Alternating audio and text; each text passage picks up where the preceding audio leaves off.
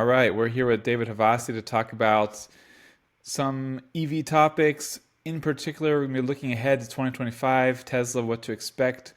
David, still extremely well tied in with the Tesla world, having worked there for 7 years before his nice early retirement. Oh my gosh, it was 7 years, 6 years ago. Six Yeah, years summer of ago. 19. Wow, Weird. time flies. Time flies. A So, lifetime. so we'll It just seems say he like- was there during the best years. Yeah, I'd say the And formative years. Yeah. yeah, Yeah.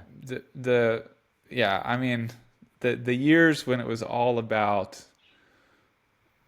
David versus Goliath, being the little guy and achieving the impossible, which nobody thought, Tesla could do. Yeah, we definitely Well, not crossed nobody. A lot of people the we thought, but a definitely lot of we, people thought it couldn't. yeah, we definitely passed And the filter during that time. Yeah. and then once it did achieve like everything, David was like, "All right, I'm good." And then it's been rolling like on autopilot, we'll say, since then. But Yeah, now you could that say that. since David left, no, No, no, no. no. It's Elon. But yeah. Anyway, you're very closely tied to the company, and I think you have a lot of insights. So, but I guess for a backdrop, before like a bigger, broader picture, before we get into Tesla, just the EV market in general right now, like beginning of 2025, like what's your view on it, on particular, regions or companies, just, compared to like 2015, like 10 years ago, or even five Yeah. years ago. I mean, it's definitely night and day. I mean, I even made an observation, dropped my kid off at school this morning. The amount, my little circle, or it's not really a cul-de-sac, but a circle. How many more electric cars there were? There were zero in 2015, and now there are, a dozen, which is great for one little street. There's Rivians and Teslas and Hyundais and Fords and Audis and electric cars, electric cars by these automakers. So, as you know, we see them at every intersection. We definitely see a Tesla at every intersection, but now we're starting to see the Hyundais and the Fords. We definitely see the Mach-E's and the Ioniq 5s. So it's interesting how far it's come and how far it still needs to go. Um, I honestly thought that it'd be a little bit more demystified by now, but it actually makes sense.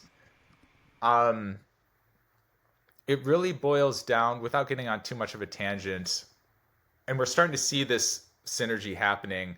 It's basically access to convenient high-speed charging, and that means Tesla. So as we're seeing more automakers in 2005 get access to the Supercharger network and experience it firsthand to demystify it, so people don't think it's the Oregon Trail to take a road trip. They're just like, oh no, this was like easy, like anybody can do this. Um, and then they tell their friends and family about it. That's going to have a cascading effect, because I think that time, people are like, well, you need a Tesla if you want a road trip. And you're like, okay, well, it's too expensive. Well, then became less expensive. I'm like, oh, I don't like the styling, or I don't like Elon, or they have the reasons why they don't, but I still want an electric car. Well, then they have an electric car, but it's not a great road tripper. Actually, I was at a food truck a few months ago, and these people had it was a Mustang Mach-E with Illinois plates. So I was like, ooh, they road tripped that thing. So they're in line for this food truck. And so I get all creepy and I'm like, hey, is that your Mach-E there? And they're like, yeah. I'm like, how do you love it? They're like, oh, I love it. It's like, oh, did you road trip down here? And they're like, yeah, it was rough. So womp womp. And I was like, ah, yeah. And I was like, yeah. They're like, oh, do you drive an electric car? I'm like, yeah, that's my Model 3 over there. And I was like, yeah, Ford, when they get access to Supercharger, it'll be worth it. Because I was like, I tell you what, I go up to Michigan, which is the next door neighbor to Illinois. In fact, I drive further. I'll go to northern Michigan. So I'll drive. I did it this past summer. I'll drive from southern Florida to Lake Superior, which is like the Canadian border on the tippy top of Michigan, Lake Superior. Um, Literally across the country in 2 days, and it's no problem. It's not this harrowing thing. So that will be huge when Yeah. people go to plug in and they're like, it's just like plugging in my phone, but really big. It's not this like thing hoops they have to jump through and hope the charger works and all this silliness that people have been experiencing up to this point. So I get why the adoption in the United States hasn't grown. And there's many other things, of course, too, cultural things as well, cultural resistance. And I'll wrap up this question really quick. What gives me hope is looking one at Europe. Europe gets it. And two, this is a whole other thing where we can't bring up cars moving forward without bringing up China. China gets it. Good Lord. I know you know. The cars coming out of China. Oh my gosh. Dude. They're crazy. I know you've been following it. We should talk. This is a whole other video. Yeah, we'll do a separate one. Dude, like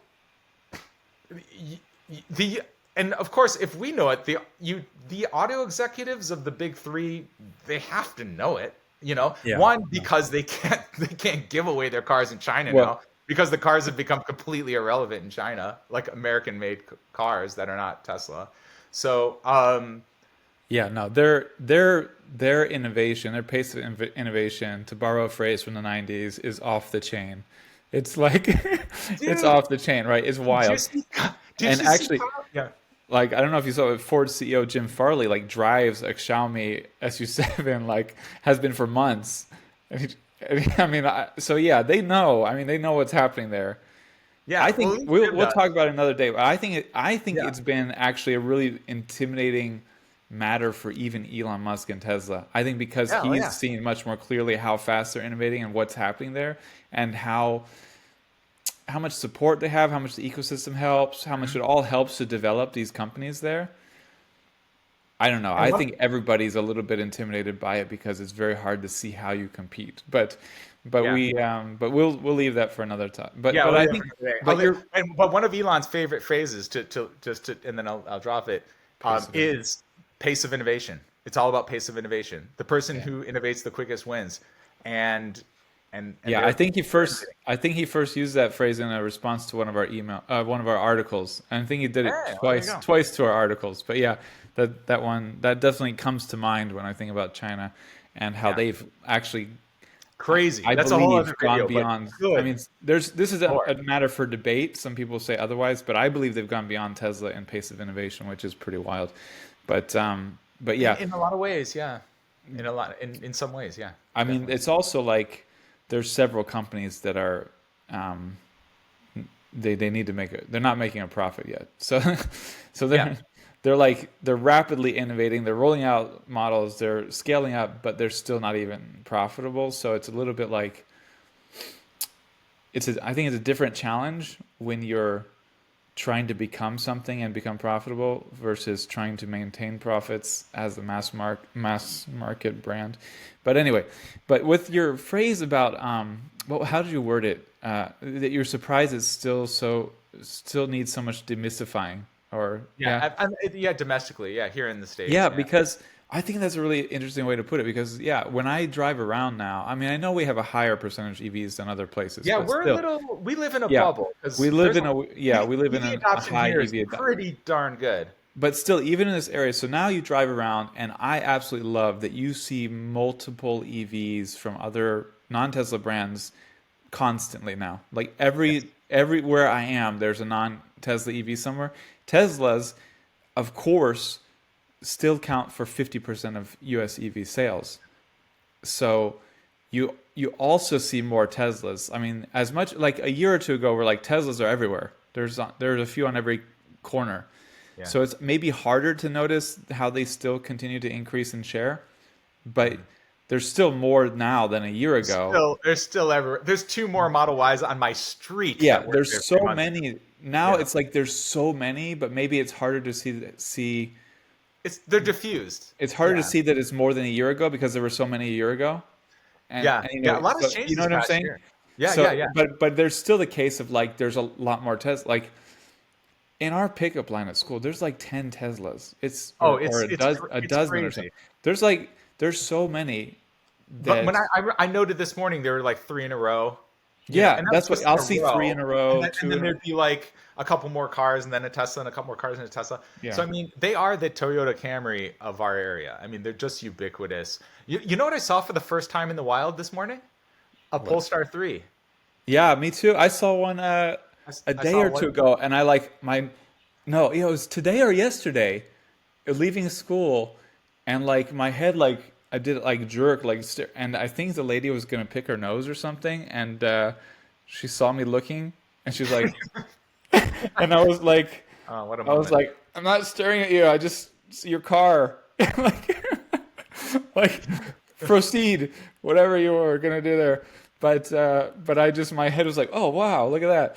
But Yeah. yeah, no, you see different ones all over the place. But your There's like two point about Fisker the charge, Oceans driving around our area. but your phrase it still needs demystifying. That's the thing. That's the thing. Still Because does. even though it Still seems does. like they're everywhere now, you still have the same concerns, the same BS talking points that you had 15 years ago, or 10 years ago, or five. They're still very common. It's still Oh, extremely so. It's hard to like reconcile. Like, okay, everybody's buying EVs, but everybody still thinks these weird things about EVs. So it's like, but it I is like 10%, or maybe in our area it's 20%. I don't know, but still, that's like 4 out of 5 people. yeah. Even my most I have like my most liberal friends where I'm like, well, of course they drive an EV. I can think of one friend in particular. They have two BMWs and a Volvo, and the husband's a lawyer, and the wife is a very successful business consultant, and um, and when EVs come up, it's the same stuff. They're both very Yeah, highly educated. They talk about fire risk, even, and then I'll give them yeah, the statistic. They talk about road tripping, which they fly everywhere beyond 100 miles, and they talk about they talk about cobalt mining. They're like, oh, but you know how they're a yeah, source, it's actually dirty on the gas costs. I'm like, you guys are liberal. You yeah. guys can't be No, falling for dude. this. And I mean, it's so easy to debunk this stuff and write about it on CleanTechnica. And, we've done it for years. When you Yeah. get into the real world and someone starts saying this stuff, it's very difficult for me. I'm like, I get overwhelmed with all of the things I think. And like, there's too many responses. There's too much. I don't know where to start with them. They're like someone and you're like, how do I help this person? I'm just going to stay away from this topic right now because there's too much. Like, they're throwing out like all kinds of stuff. Yeah, and you And don't you're want to like, like get on a, you you're paying don't your want money. to you don't want to get combative or anything. It's easy to Yeah, be you don't combative preach me online. You're like, whatever. but with your Yeah, friend or exactly. something, you're like, but it's just it is still like it's still weird and confusing, and it shows how much the online world influences us, because all of this stuff comes not it comes from online. I mean, it's not coming from anywhere else. It's coming from online, from Correct. Yeah. some Yeah. communities they're a They'll part see of. a headline without context, Yep. and they'll go, "Oh, well, I'll keep that in mind." And the There's cobalt like stuff from coffee like will make 5 you years live ago. longer. They're like, "I'm gonna drink more coffee." They didn't read anything into it. Like Yeah.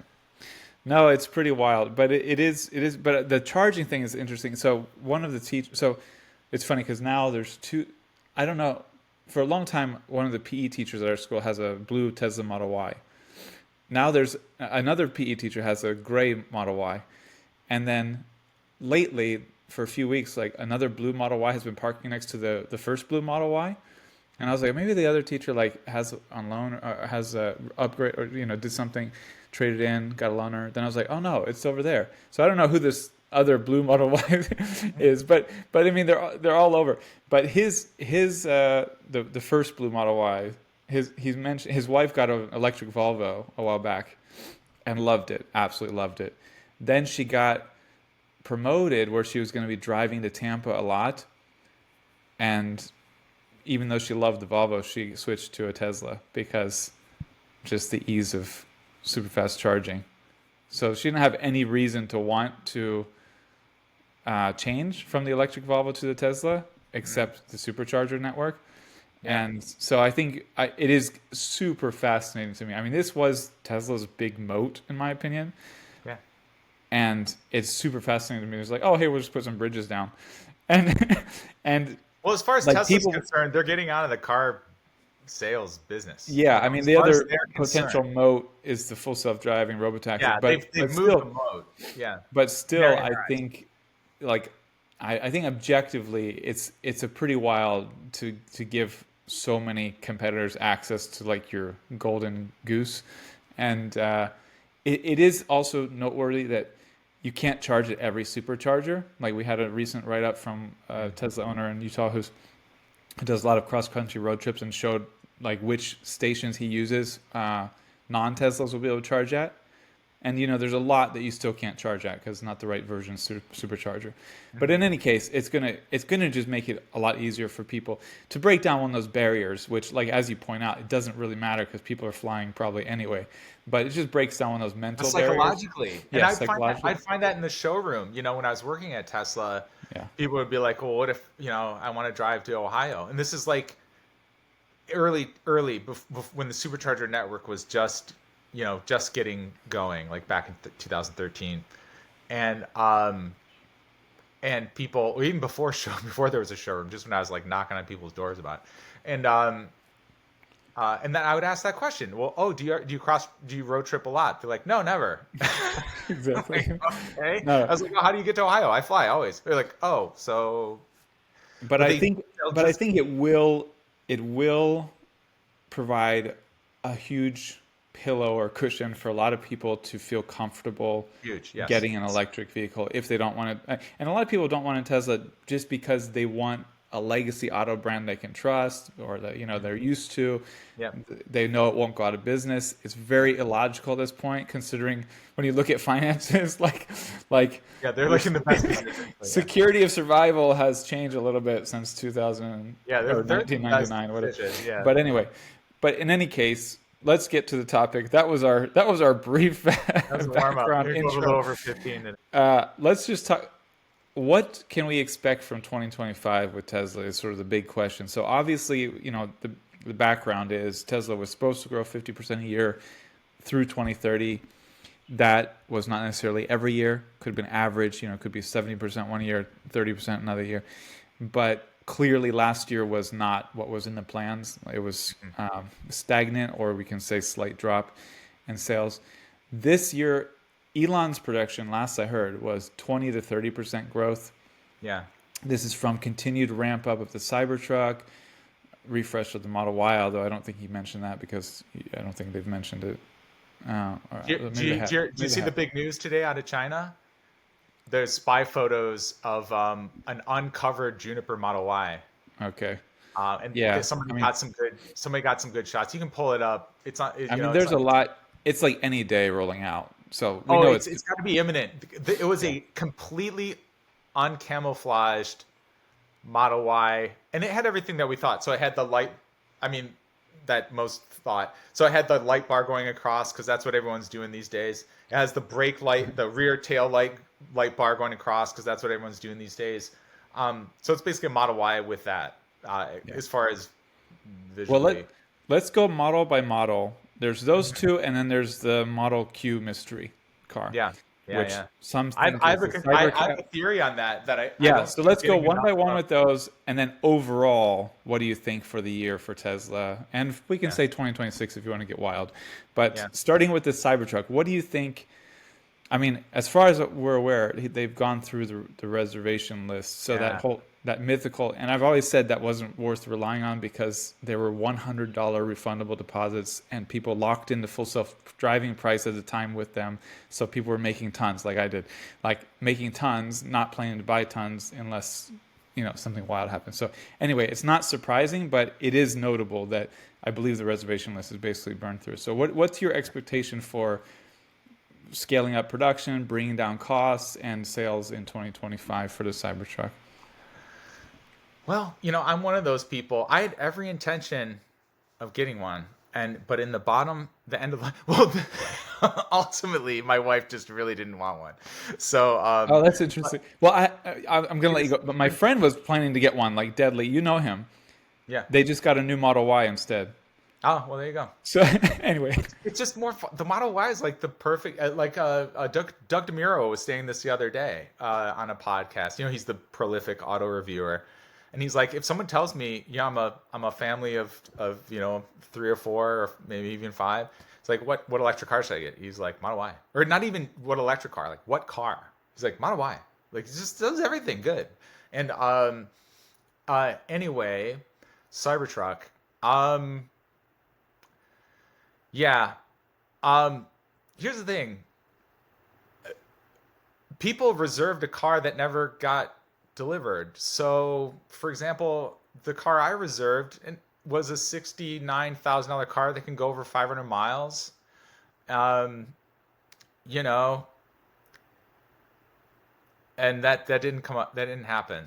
But So, do you think they will be able to lower prices, lower costs and prices a lot in this year, and then start I think they basically will. I think delivering to those kind of yeah, I think they will. And that's always kind of been a mantra with Elon is like we'll take a hit on the margin to get people out there and get ownership because then they can gather data from miles and then they can collect FSD. Idea is subscription money, so they can kind of make up through software things and through data they collect. And so it's an asset in that way. It's to them it's another car on the road collecting data. Yeah, but I mean, there's also always been the case like they roll out the expensive versions of the Model X, Yeah, the Model S, and Model 3, yeah. and then as they scale up production, costs come down, the increasing, and then they get to those price points they were initially targeting. Do you think that's the path we're on with the Cybertruck, or Yeah, do you I think think it there's is. more barriers? I think it is. I think it has to do with margin, production margin. I mean, they're going to release the rear wheel drive one, but we still need the prices of those of the other ones to go down because um I think psychologically it was in everybody's mind that that's what those prices of those cars are going to be. Still, I think the Cybertruck, like even the tri-motor for 100,000 is an amazing vehicle for that price, but it's still $100,000. So it'll be by its very nature as an and price point, it's a niche product. So when you shave $30,000 off it, it opens up this massive, if you take each one of the powertrains, the tri-motor, the dual motor, the single motor, and then you start shaving tens of thousands of dollars off, as you know, the lower you get, the addressable market goes up almost exponentially, and then and then it goes parabolic when you get really low. So, if they want to, yeah, I mean, the formula is pretty simple. You want to sell more Cybertrucks, lower the price. That's it. It's more But I expensive guess, than what they I said it was going mean, to be. but I guess it comes down to can they lower the production costs? Like, I don't because know. historically with the Model X, even with the Model 3, they gradually lowered the production costs Yeah, as they scaled up production. yeah. And There's the just thing I there's a haven't seen and is a total mystery to me is how much they're able to do this with the Cybertruck because so much is new, so much is different. They're yeah. they're dealing with different and I don't have any clue like how well they can bring down production costs. I don't have a clue on this. I don't know if you. They must they must have had a target because when they pitched it, they must have ran the numbers and said, we could build it for this price, in theory, and so let's tell people it will be this price, and then they're like, okay, initial rollout it's more expensive, but that you got to imagine that's the target, and they're whittling it down. Now that would be great when they get there. It's gonna tick off a lot of current early adopters because the value of their car is just going to absolutely tank, which is unfortunate, and that's kind of the innovator's dilemma, I guess, or whatever, like or the early Yeah, but they adopters gotta dilemma. expect it. I mean, they have to know Well, it. that's I think in this day and age, it's all about like lease a car. The innovation is going to come so fast and furious, in the coming years. That cars 3 years, every 3 year increments, there's going to be these massive leaps in capability and range and charging. That selling a car that has the capabilities of the car 3 years ago, you know, it's selling a Betamax in a DVD world, or you know what Yeah. I mean, or a VHS. You're like, oh yeah, um, Well, taking this, all this. things into consideration with the Cybertruck, and like my friend's case, like he still really wanted to get it actually, but just yeah, the price of it was quite high, and the Model Y was just like everything you want, everything you really need at a significantly lower price. And he's like, what do you think? And I was like, I mean, honestly, dude, the Tesla Model Y is the best selling vehicle in the world for a reason. It's just a great value for money Yeah. vehicle. Like, for me it was other stuff. It was silly. It was a cascade of things. I was like, well, if I'm using it for a road trip car, it's not terribly efficient, and it doesn't charge at this point terribly quick. So I actually would be quicker road tripping in my Model 3. It has more range. It charges faster. It can carry all of our stuff anyway. So like, why am I doing that? My Model 3 has more headroom than the model than the Cybertruck headroom. What? That's another thing nobody's talking about. If I What? if I can't sit straight, I'm 6'2". I can't sit straight up in the back seat of the Cybertruck. My head hits the glass. So imagine, like if you hit a bump, Wow. I'd be doing a header into Tesla glass. So Now that's gonna hurt. That's yeah. gonna hurt So and sales. another thing is the bed, and I don't want to be like pooping on That's Cybertruck for fine. too long, but the vault and everything, the bed of the truck, which is super cool and it has a lot of cool things, and they say it resists water, but they can't promise that in a pouring rain not all water won't get in there, so you can't really use it as a functioning trunk, which is what I would do if I was road tripping, and I can't be worried about like, is my wife's clothes gonna get wet? I don't want the business end of No, that no, no. conversation, you know what I mean? So We it's all like have to. We all have to consider and respect the wife the other responses on half, multiple things. and so it's kind of like, well, if it was just in the back of a Rivian R1S or the back of my Model 3, you don't think about the trunk getting water in it. Why? Because that would be very strange, but Or in the with the Rivian, Cybertruck, the answer you to get the that cool gear tunnel. That's fun. yeah, yeah, exactly, yeah, if he has something like that. But with the Cybertruck, if you ask, will they get water in it? They're like, probably not. Well, I can't do probably not. So All right. So so anyway, we've anyway. gone over it. What do you think for 2025? How many units do you think Tesla will move Well, of I, the th- I think Cybertruck? there's definitely been there's been an Osborne effect with Model Y. I think there's enough people that know that the Juniper is coming, that they're gonna hold out. And then I also think there's an Elon effect as well, Oh, but I unfortunately. mean, just with the Cybertruck, like just going Oh, sorry, Cybertruck. Cybertruck. What do you think? Cybertruck. Well, they're gonna have to move inventory because there's tons and tons and tons and tons of them sitting on lots, and that's me as an investor. It pains me to say that, but it's true. Um, that they'll have to move them, and how do you move things? You discount them, and you discount and you discount and you discount. So even if that means they'll take a hit on it, um, they'll have to do it. I don't really have a sense of volume because it's so strange. The It's the so electric hard. truck market it's Well, the it's wild such an west.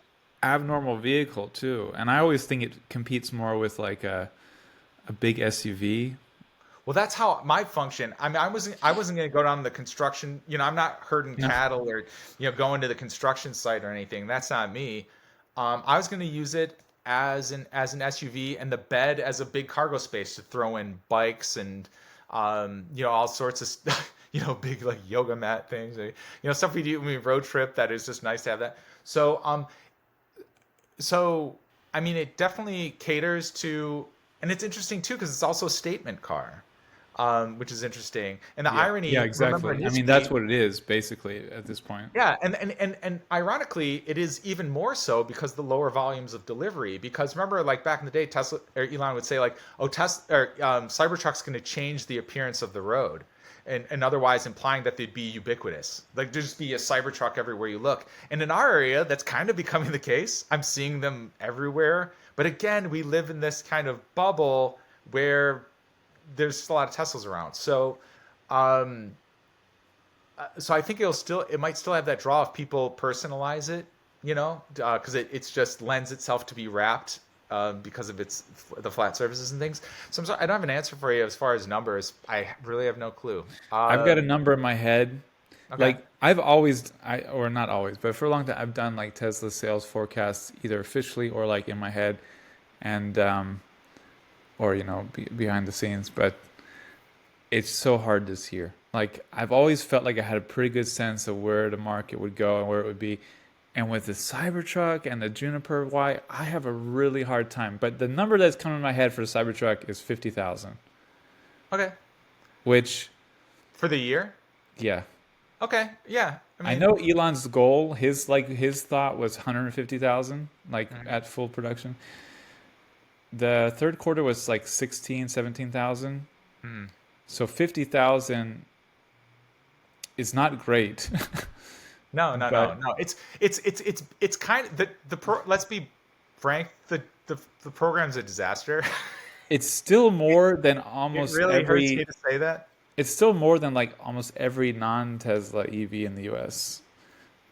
Like that's also like when I see say, oh, this EV is doing really well in the US, their numbers But are it's minuscule compared to the Model 3 or Model Y. So it's like it's all relative. And it's like, well, where what does the is all Cybertruck relative? fit? What's that? It is all relative. I mean, just like if if you have a blockbuster film and it's supposed to gross hundreds of Yeah. millions of Yeah. dollars and And you it never know doesn't, until well, we if it was like, well, it's still outgrossing this indie film, you're like, yeah, yeah. that's a different metric. Yeah, yeah. Like other It's EVs, true. they're like indie film world. You know what I mean? And They have other Tesla's issues, past. Yeah, yeah. Tesla is dealing at dealers. a much higher scale, so their barometer for success is different. Being apparent by the expectation. If you say 150,000 units and you divisor a third of that, well, that's 33%. That's a failing grade. And I You mean know, when it comes that's to, like the you know, peak. I think that was his peak. So that would maybe be the thought for 2026. yeah, But still, I just I struggle with it. But 50,000 seems. I could, yeah, You think yeah. it's pessimistic or optimistic or really or you feel good with that guess? Again, it's the Wild West. It seems realistic. Okay, we'll go with 50,000. So getting to the big dog, the Model Y, which I Yeah. found out, I thought it was going to be the top selling model in the world again last year, but apparently the Corolla did beat it last year. Oh, really? So it's number two, but still, it was number one in 2023. Apparently number two in 2024. Obviously, still seen as just one of the best value for money vehicles, especially for the price point. I mean, to be competing with the Corolla. But the question is, how much will this refresh help it? How many more people will buy it in 2025? And Yeah. again, I feel like I don't have a sense on this one. But what do you think? And what and can you come up with a guesstimate as a A number? number? I don't know. I'm I not too mean, much but of you a can talk numbers about it person, first, and but we'll get to the guess. yeah, I think it's gonna be gangbusters. If they could take the improvements that they applied to Model 3, and again, why didn't they? Why? And I'm sure there's internal reasons, but it was a huge um, ball drop to not release them simultaneously, like Yeah, updated it Model is 3, updated confusing, Model right? Y. Because everyone had the same thought. Well, if the Model 3 got all those things, like the rear screen and the double pane glass and the frequency sensitive damping suspension, um, uh, and all the other stuff that goes with the update, then people are just gonna hold off because their car is probably working just fine. You know, their Yeah, current I mean, car. you could make the argument that Tesla would have sold, I don't know, 100,000, 200,000 more cars last year if the Model Y had been released. The Oh, new one oh, had. absolutely. And I think it's going to be gangbusters because I think there is pent up demand for the Juniper. I think there is a significant number of people waiting for that vehicle, and I think it's just going to be so amazingly compelling.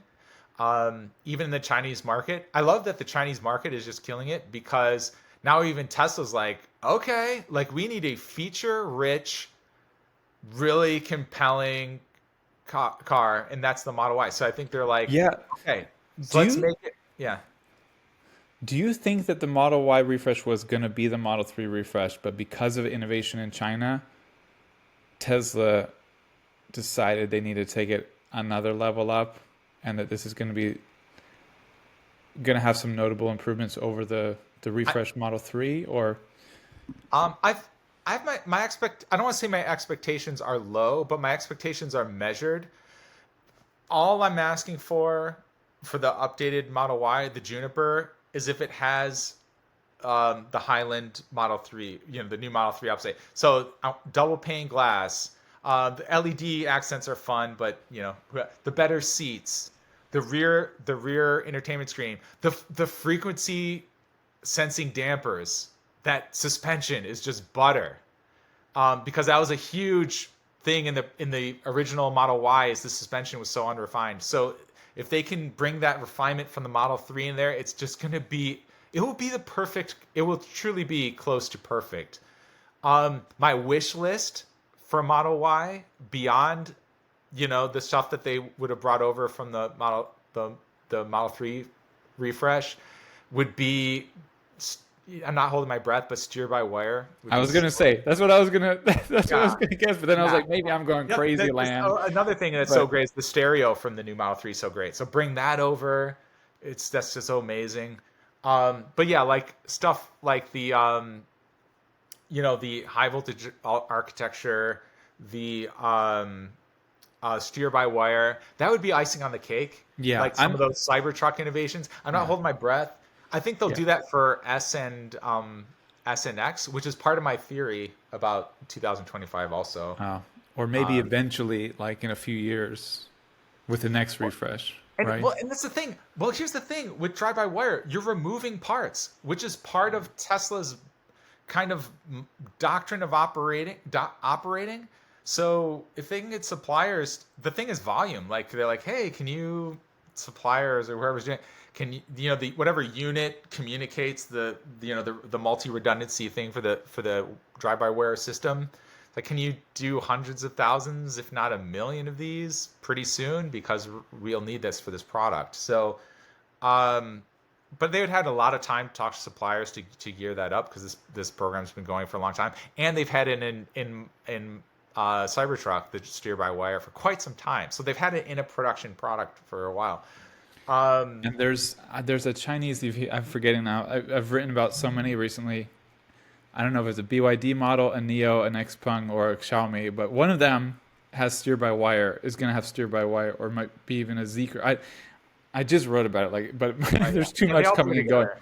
Yeah, But yeah. one There's of them is going to incorporate steer by wire, and I was like, oh, interesting, And yeah, I mean that is sort of the peak expectation you could have with the Model Y, is that it incorporates that and the higher voltage architecture. Yeah. yeah, yeah.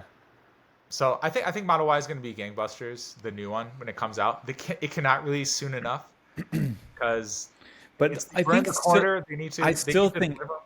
at this point, so many people buy the car. And it's their first EV, and it's just they're in the market for a car. And I've known multiple people, they don't care that the refresh is coming.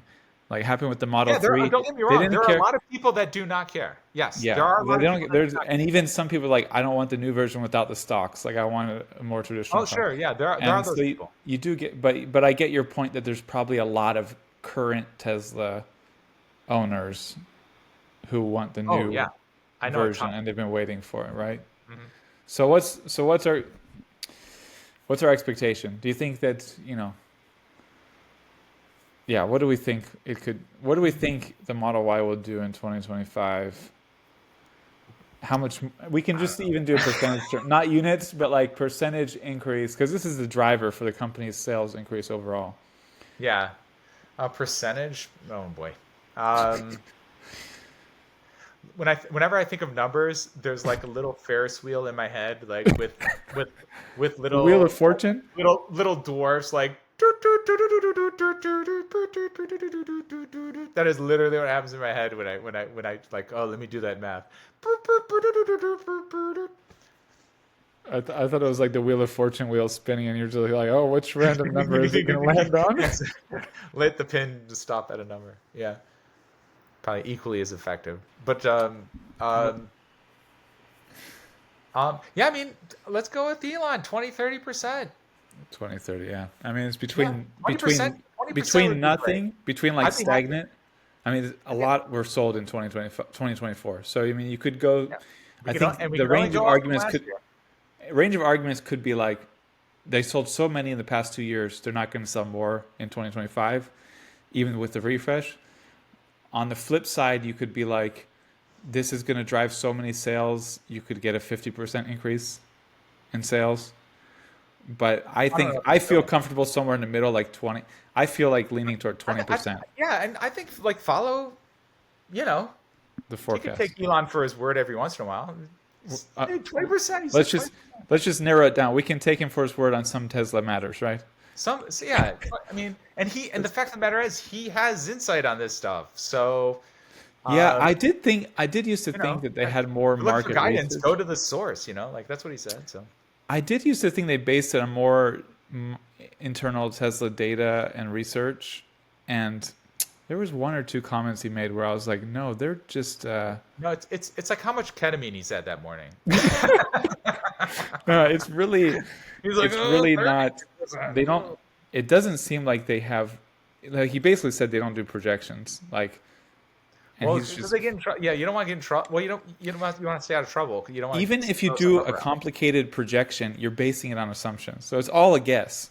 It's Yeah, all a guess. So and they and he's good about setting the expectation like this is a guess. Well, yeah. even the beginning of the calls, obviously they have like the obligatory, these are forward-looking statements. Well, So let's go with 20%.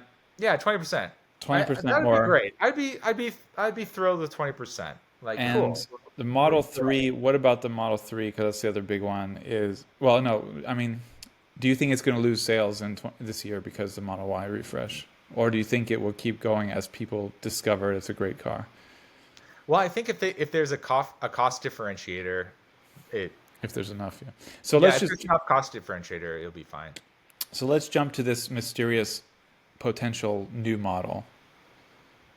What you said at the beginning, I think you had some ideas. I have an interesting theory, and I could be way off, but I'm a sucker for semantics, and I'm a sucker for, and I've been right in a lot of predictions in the past, just going off of what Elon says and what the team says and how they say it No, when they say it, you and have, how. and you're not tooting your own horn, dude. I This is what I said at the beginning. You have the insight, you have the experience from being a sales guy, leader for 7 years. You have that sixth sense for picking those things up. Yeah. So a thing they kept saying over and over again, and everybody took this and ran with it with their interpretation.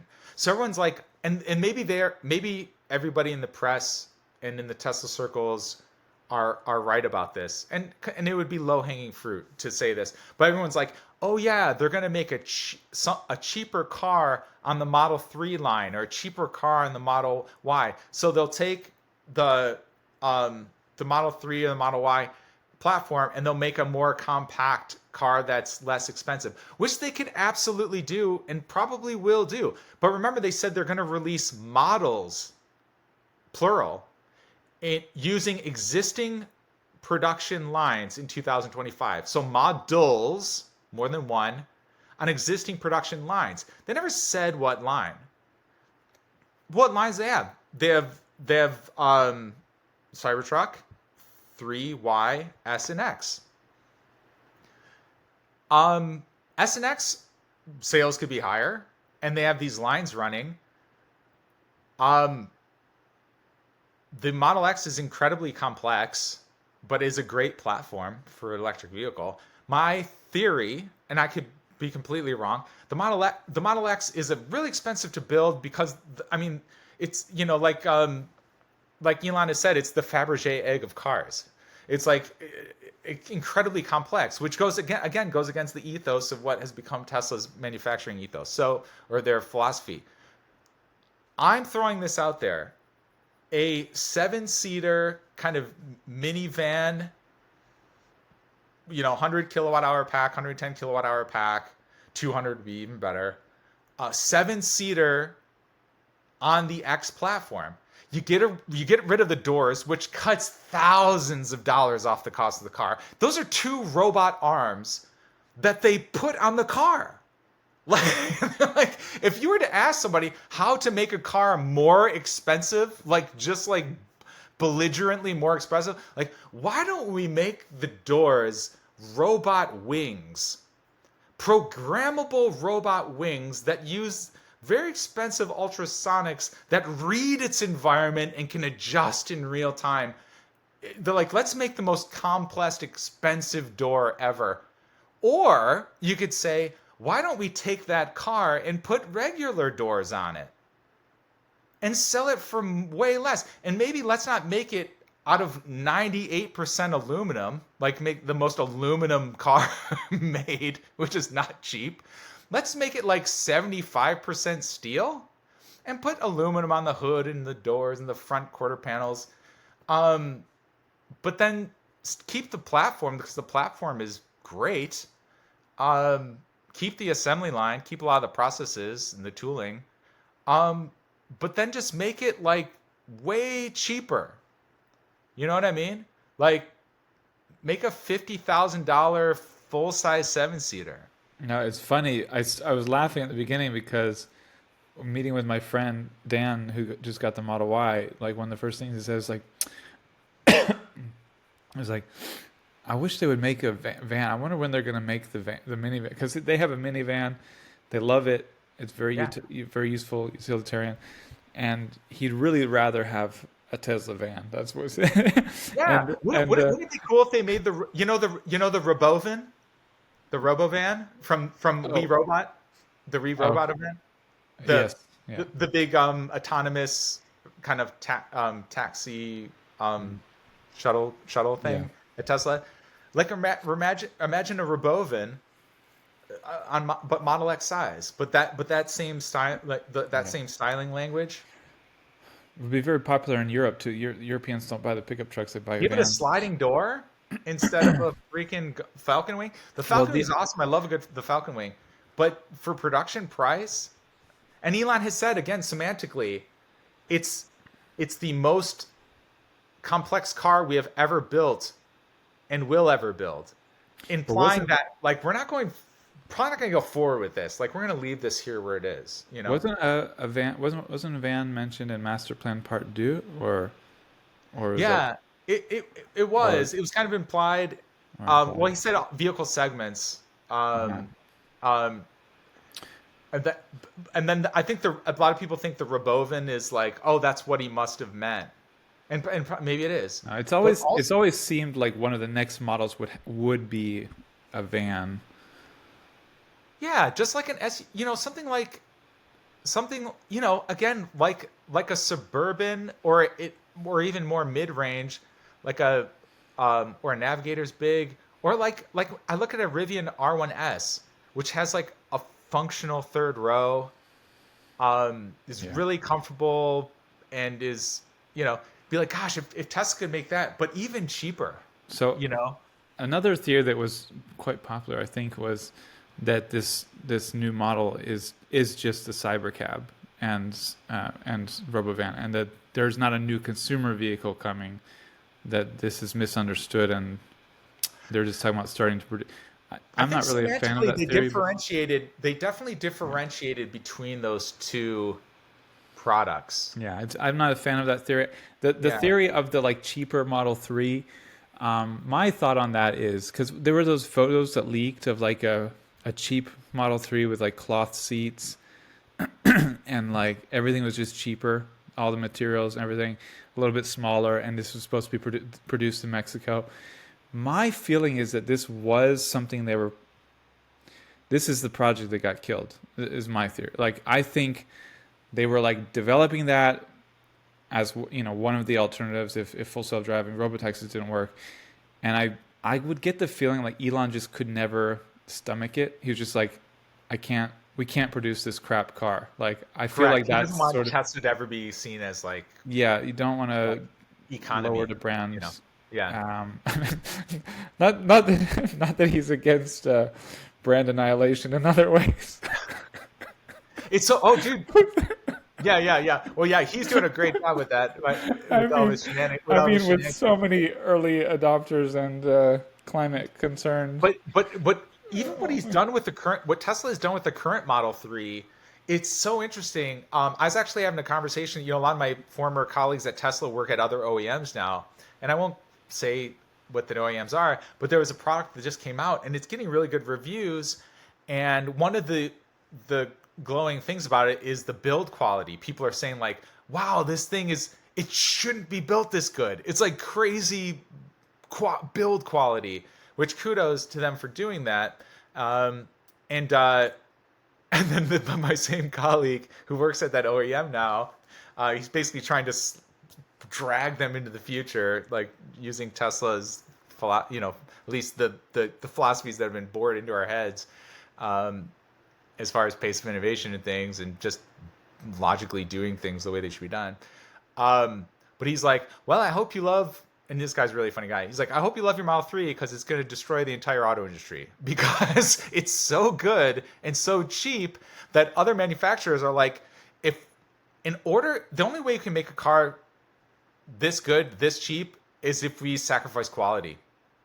They're like, that's the only, there's going to be this industry-wide thing where we kind of went through this renaissance, this golden age of quality. Like cars got really, really good the past few years. Build quality has gotten like amazing, almost bespoke. Just solid. It felt like granite. The Rivian comes to mind. It's so good, and that's a new automaker. There's others too. Even General Motors, they're doing great stuff. Audi, amazing. These there's some great good stuff. But he's saying there's gonna be a reckoning where they're like the Chinese is gonna be eating everyone's lunch. Tesla's gonna be eating everyone's lunch, and automakers are gonna be like, we can't build our cars as well as we want to build them. We're gonna have to make them like financially cheaper, but the experience will be cheaper. Things won't feel as solid and it'll be a survival thing. They're like, we can't use the same ingredients because that stuff's just too expensive. That makes sense. Yeah. Well, the funny thing with the new Model 3 that I thought I was almost brought up earlier, and I thought you were going down that road, was like, I just think very few people realize how much better it is than like the 2019, 2020, whatever Model 3. Yeah. Like It's the build. heads and shoulders better. We did the video about it. We were shocked by it, but I feel like it's barely been talked about. And I feel like anyone who's like had an experience with an early Model 3, like I remember there was a guy on your street who had an Audi e-tron like 4 or 5 years ago, and saw him at the park, and he was like, yeah, it was just the Tesla Model 3 was way too noisy. That's why I got the Audi e-tron. And the noise, the suspension, this stuff on my Model 3 is so dramatically worse than on your new Model 3. And I just wonder how many people experience early Tesla Model 3s, Model Ys,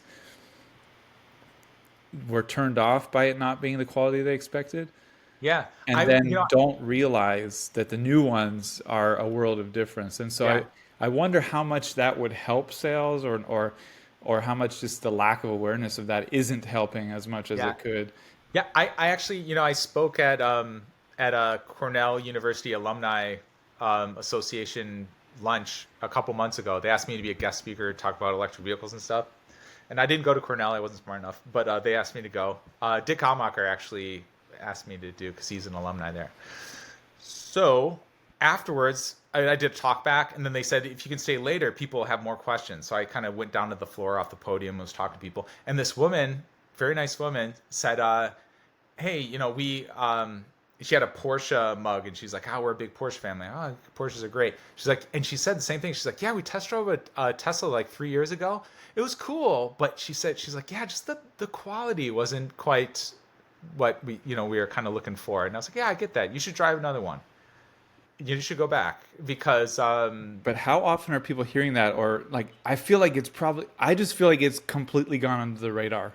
And yeah, there's a lot of people who from Mercedes or BMWs, and they're like, now they're back in an EQS or a i4, iX because whatever, and they haven't I don't really care.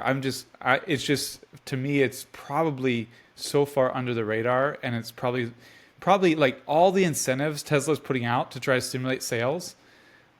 Like if they had a marketing campaign about how much their quality improved, Like how much Yeah, the and that's what the sales like team that would needs. be more effective in my opinion. Correct. Because such silly. Yeah. Well, it's like what Domino's Pizza did. Domino's Pizza straight up had an entire marketing campaign. They're like, listen, our pizza used to suck. We know that. You know that. We know that.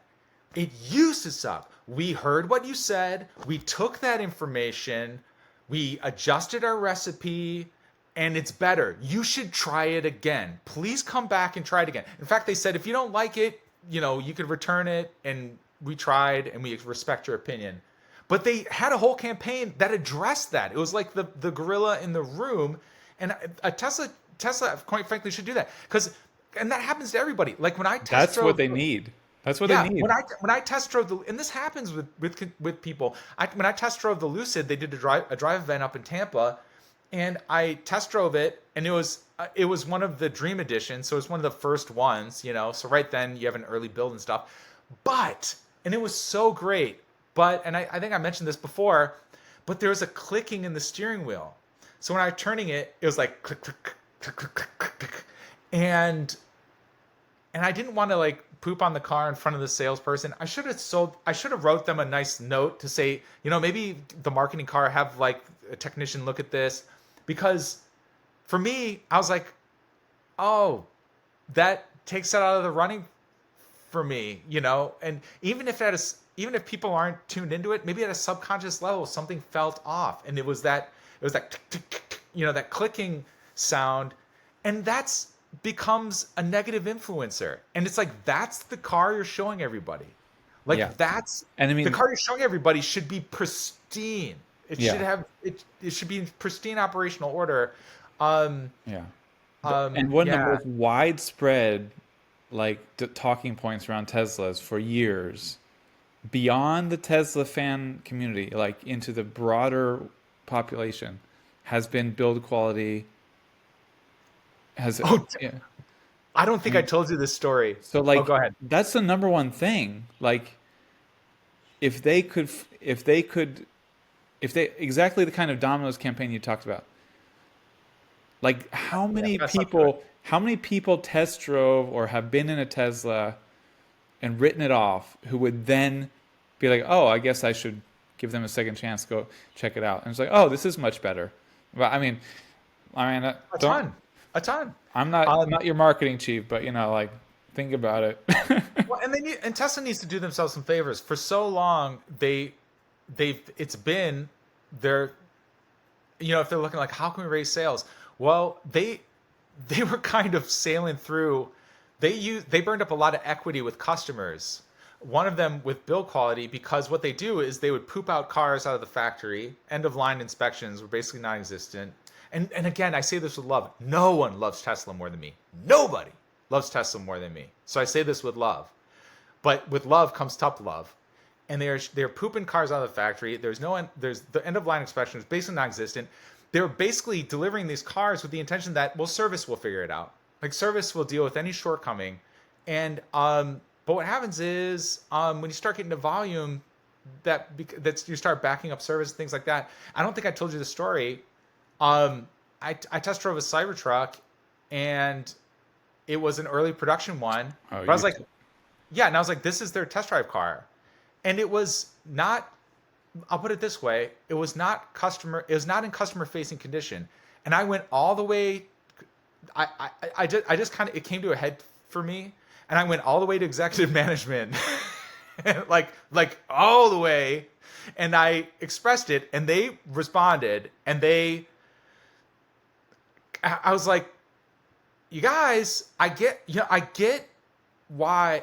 I get there's a bandwidth problem, and the local team is excellent, excellent, excellent, excellent. We have to set them up for success, and that's not it. You can't have your prize pony have a limp. You can't have it. You know what I mean? It's got to be in pristine working order. and And I if think you know I what I think you mean, mentioned so it was dirty and stuff because they had cut costs on cleaning, right? Is this what am I there's remembering this? that, and there was just there was quality. There was a cleanliness issue, which I suggested. I was like, listen, just rotate a team member every day that the first thing they do that day is make sure the entire fleet that is customer facing is in optimal operational order, both cleanliness and quality. So they clean it, they drive it around the facility, and they listen for anything weird, anything that a customer would be like, and then they go, oh, okay, well, we can't have that, and then they put a work order in for it. But at the minimum, clean them, because like But you're saying there was also stuff that was like not right. there's just like creaks and and again I say like my joke is it looked like somebody dipped their hand in margarine and then did finger painting on the touchscreen. You're like, dude, like that's the first impression. Everyone's gonna look at the touchscreen. That's like the main event, and the cabin is actually designed for that. Everything else is minimal. You don't want the customer to look at everything. It's almost like intentional. That is the primary focus. So you don't have the Mona Lisa with like a marinara spaghetti mustache. You're like, clean it. Well, So it is, but it's a corporate growth and an evolution issue, I think, because Tesla just had more buyers than it could supply for years, for over a decade. I mean, for over a decade, it had so much demand, it couldn't kill demand with a hammer, right? Like yeah. it's just you could break the window of the next model on the presentation unveiling, and it would still wouldn't hurt demand.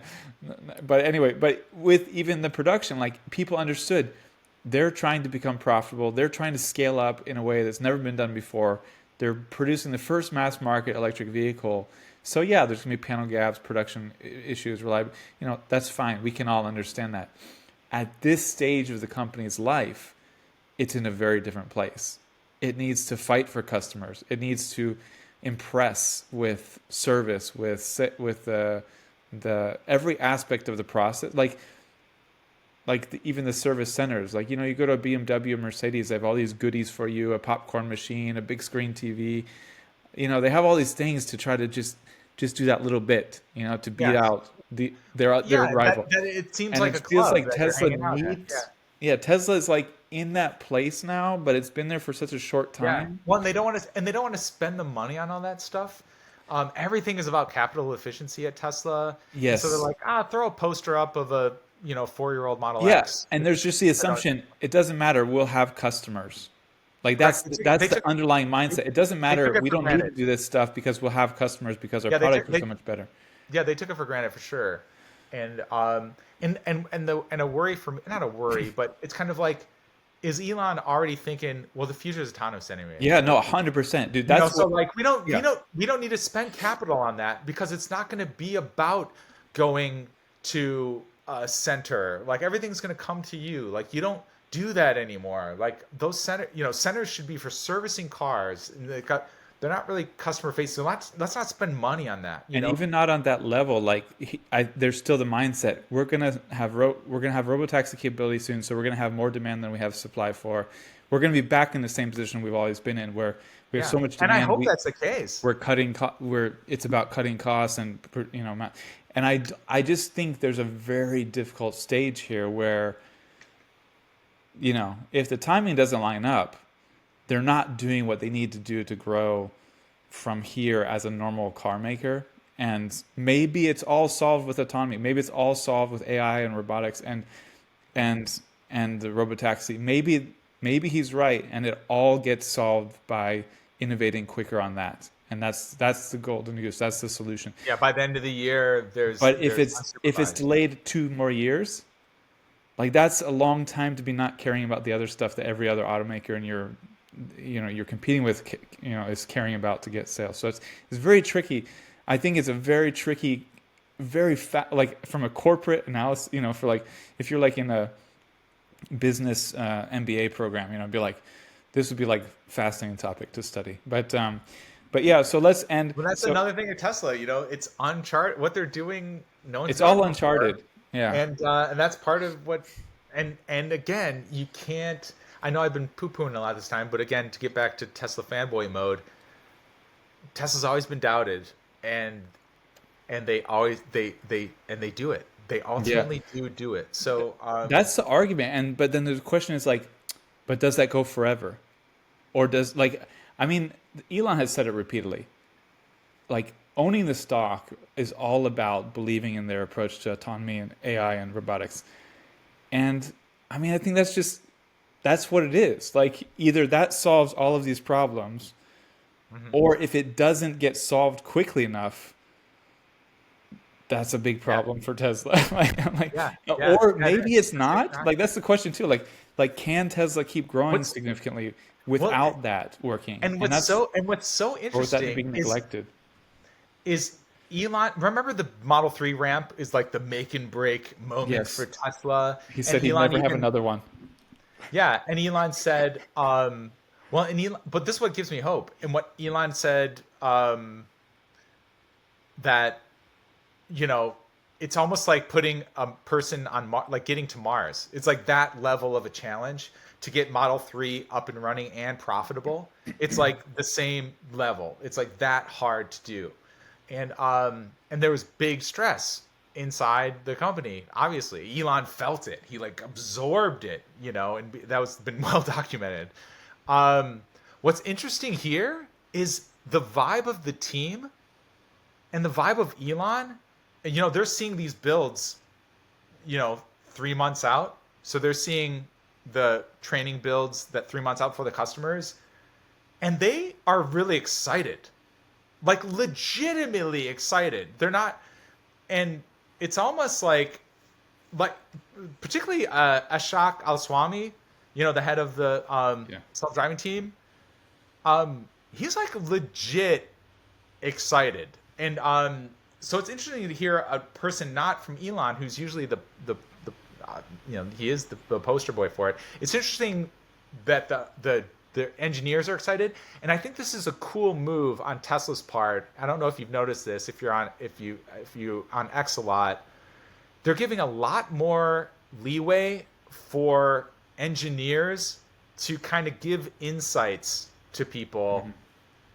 on social media, which Tesla before is like really on lockdown with that. Yeah. In the Yeah. early years they weren't. Then in the middle they're like, if you're an employee, Yeah. do not You get talk about fired. what we're doing. But now I think in lieu of them having no PR department and stuff like that, and I think maybe Elon's saying like, no, maybe these engineers, yeah, go ahead, like go on X I and think he like also wants the engagement on X. well, yeah, yeah. Oh, that's absolutely another a motivation. Um, but But it's it is a cool. dramatic difference. Like he would get fired for saying anything. Yeah, like there's like Alice Swami's like he's like straight up dropping some bombs Right. where people are like, whoa, okay, and this is the senior engineer of this program, and which that would never have happened before, you know. Yeah. Um, I don't know. so I'm completely open-minded on the topic because the targets have been missed for so many years.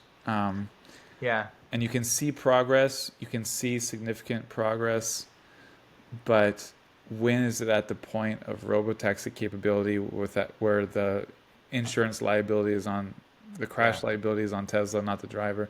Ha- And it's just it's so yeah, it's so hard to know. So to me, I'm just open-minded about it because but it seems like the case of where like he said after Model 3 ramp.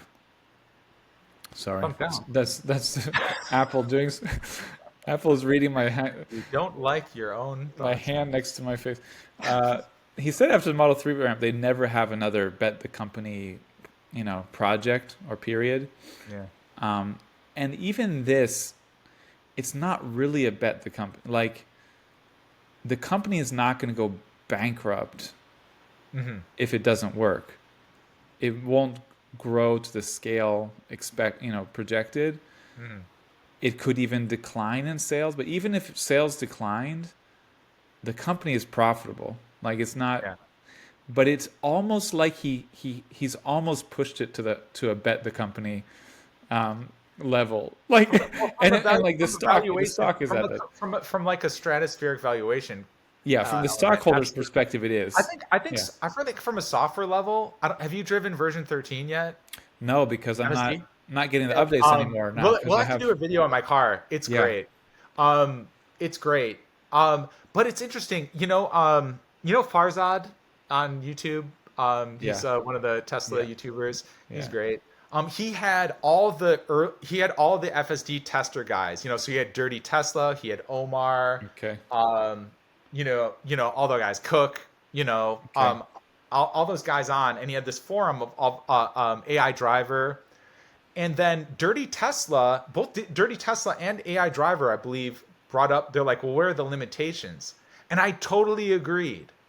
Um, where Dirty Tesla's like the B pillar camera, and I think we've talked about this. When you're coming up on an occlusion, it can't look around it, whether it be a building or a tall bush. So the car like goes halfway into the lane, which is no bueno if there's incoming traffic to see. Yeah.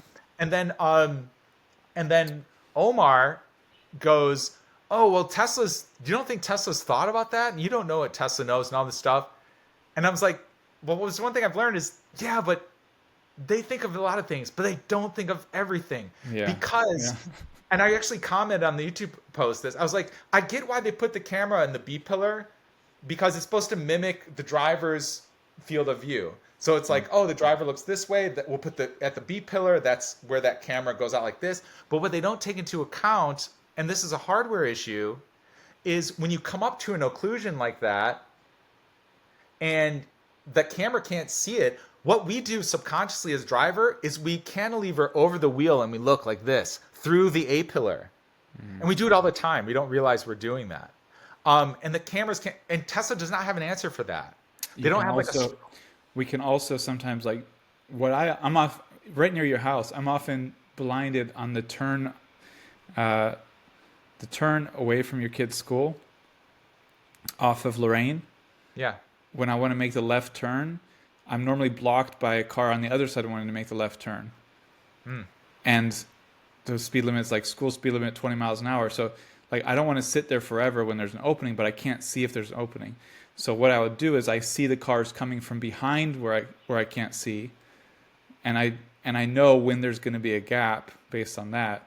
And I can't see I can't see the gap form when it's time to turn, but I know it's there. So it's like in a bush, you could look like around the bush and see, and then see when the next car is going to be, when the next opening is going to be. Yeah. So it's like you deduce when to go, and I mean the cars are not doing that. They're not. Yeah, they're not making a judgment. There's going to be a gap here, and once this car goes, I can go behind it. Like, yeah. Well, it it's might. just If it's in field of view. yeah, if I it can think the see, but program. if it's like, you know what I'm talking about. If it's a kind Yeah, of yeah, case, yeah. Yeah, like that bend. Yeah, when you're going north on at that intersection. all right, Yeah, I know what you're talking about. Well, it need that inference. It would need to infer that if it sees a car coming and it disappears behind stuff, that it'll probably be coming out the other yeah, end. but it's not doing that. It's not locking in. Okay, there's a gap there, and once this car goes, that gap is still going to be there, and I can go. It's more like immediately, is there a Literal. space?